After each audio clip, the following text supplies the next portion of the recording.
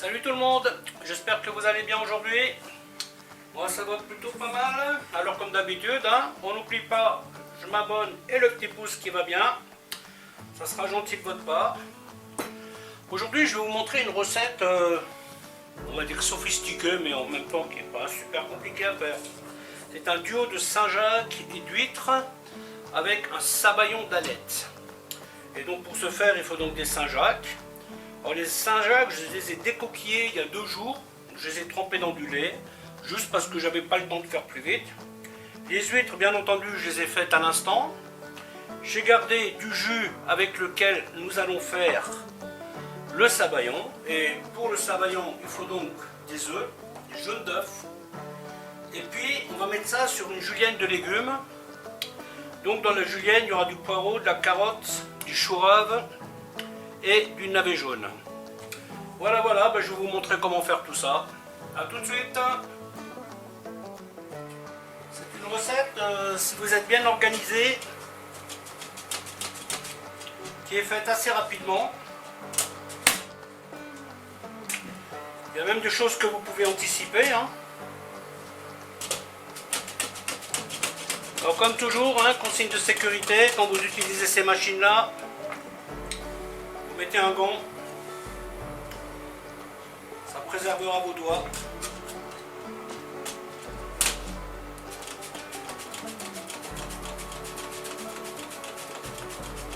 Donc ce que vous avez juste à côté là, c'est la casserole avec laquelle je vais cuire ma julienne.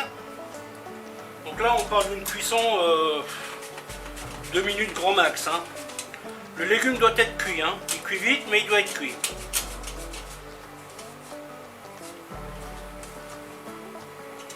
C'est lui qui nous servira de socle pour mettre le reste.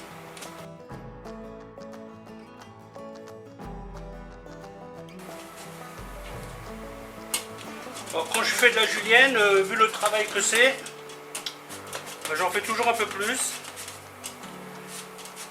Comme ça j'en mets au congélateur, tout bêtement.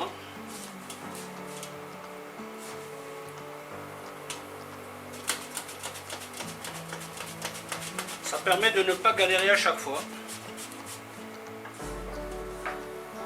Voilà, et là vous faites le plus fin que vous pouvez.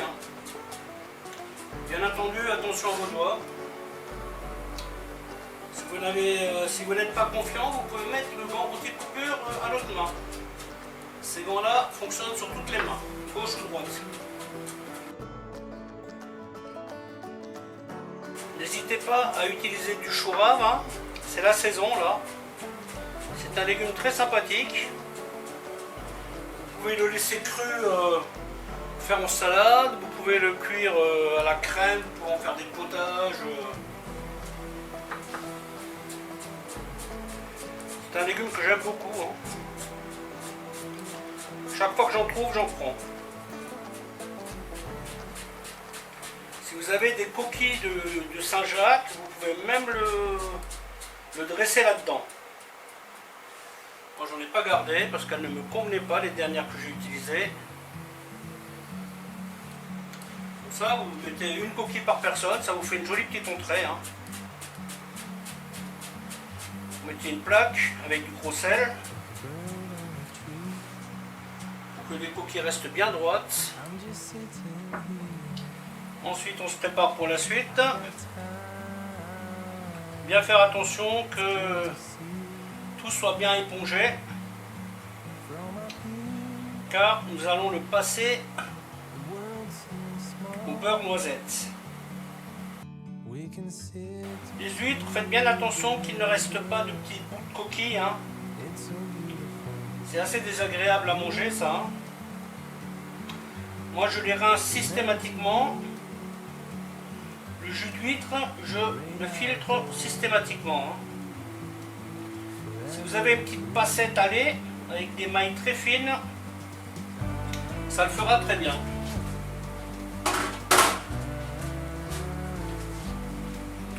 Bon voilà, donc là je vais tout mettre en vrac. Donc là c'est tout simplement de l'eau salée. C'est ce qu'on appelle une cuisson à l'anglaise. Là je vais les présenter dans les petits caclons là.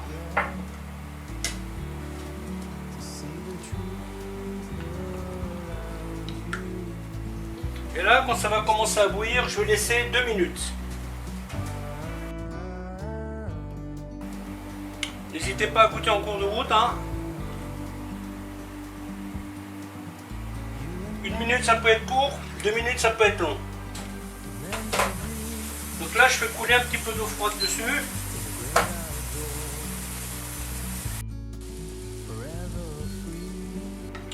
Donc là j'ai tapissé le fond des ramequins. On va passer à la cuisson des Saint-Jacques et des huîtres. Vous voyez là je me contente de passer un petit coup de chiffon sans plus. Petite goutte d'huile d'olive et du beurre. Toujours même principe, Quand vous voyez le beurre qui devient noisette, ça veut dire qu'on peut y aller.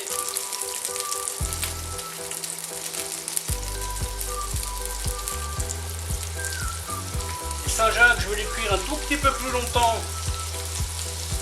que les huîtres. Parce que là, ça paraît logique,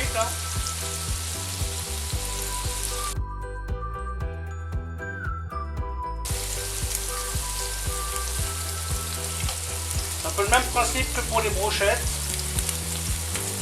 On fait juste raidir les huîtres.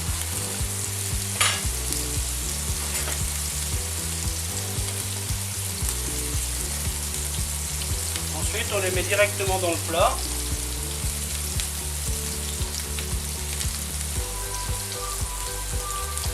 On essaye d'être équitable,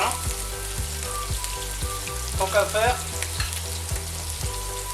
Voilà.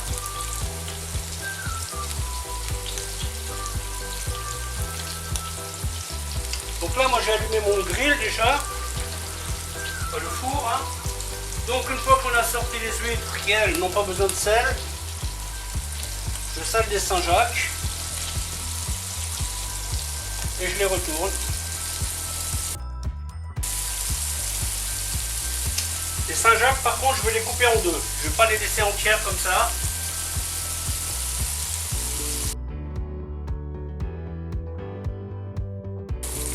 Vous voyez, si vous vouliez faire une sauce, un déglaçage,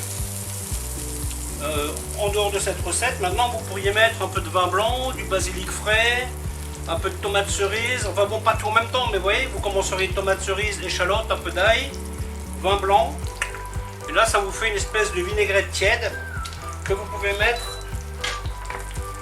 sur vos huîtres et Saint-Jacques.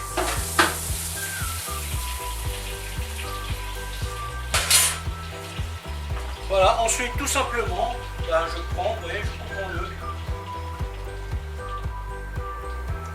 Bon alors se présenter sous cette forme là, c'est plutôt un plat, plutôt qu'une entrée, parce qu'en entrée ça fait beaucoup ça. Vous mettez ça avec un peu de riz à côté. Bon, maintenant on va attaquer la partie délicate de la recette, qui est le sabayon. Alors un sabayon c'est quoi? C'est une émulsion avec du jaune d'œuf et un jus. Vous pouvez le faire au jus de citron, vous pouvez le faire avec un bouillon au fumé de poisson, tout simplement de vin blanc. Vous pouvez le faire avec du café quand vous voulez faire un café sophistiqué. Mais moi je vais le faire avec le jus d'huître que j'ai gardé. Donc ici j'ai mis 2 jaunes d'œufs et je vais rajouter, là je vais en mettre 3. Si l'œuf a été cassé au milieu et que vous avez une belle demi-coquille, vous mettez une demi-coquille par jaune d'œuf. Là, comme il n'était pas cassé au milieu, j'ai donc mis un truc de plus. Les blancs d'œufs, d'habitude je ne les garde pas parce que je ne fais pas de pâtisserie. Mais là je vais faire prochainement une recette de saumon soufflé. Donc il me faudra du blanc d'œuf. Sachez que le blanc d'œuf comme ça, Vous le mettez bien propre dans votre frigo, il ne bougera pas pendant quelques temps. Hein. Idéalement, pour faire un sabayon, il faut une casserole avec un bord évasé, comme celui-ci. Malheureusement, cette casserole-là, elle encaisse un jaune d'œuf, pas deux. Nous avons fait l'expérience l'autre jour avec mon fils, là on en a mis partout.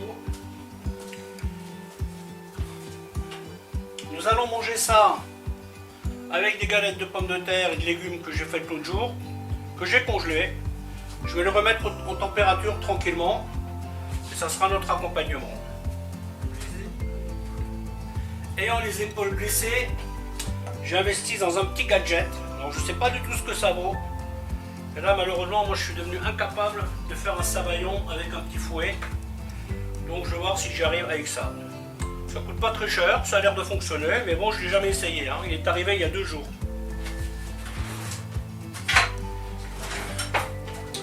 Quand vous faites un sabayon, chose importante, ayez tout ce que vous avez besoin à proximité. Commencez pas votre sabayon et après vous allez chercher quelque chose. Parce que tant qu'il restera dans la casserole, une fois cuit, eh bien avec la chaleur résiduelle, il va continuer de cuire. Et donc il peut virer, il peut se transformer en omelette.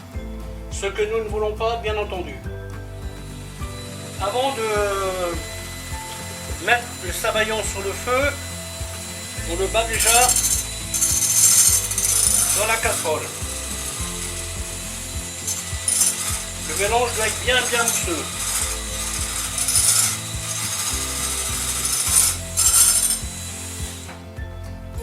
Bon, on va changer de casserole. Hein. Le problème avec les expérimentations, c'est qu'on n'est jamais sûr du résultat. Hein. On se doute que ça va donner quelque chose, mais quoi? Vous voyez, donc là on fait une mousse. Le mélange doit être blanc. Vous voyez? Et une fois que votre mélange est blanc, on va le cuire. Alors surtout, on ne quitte pas la casserole. Hein. Bon, la machine a l'air de fonctionner. Il faut juste la tenir bien droite. Hein. Quand on fait un sabayon, normalement, il faut faire un 8. Et là, on va y mettre la nette. Un peu de sel.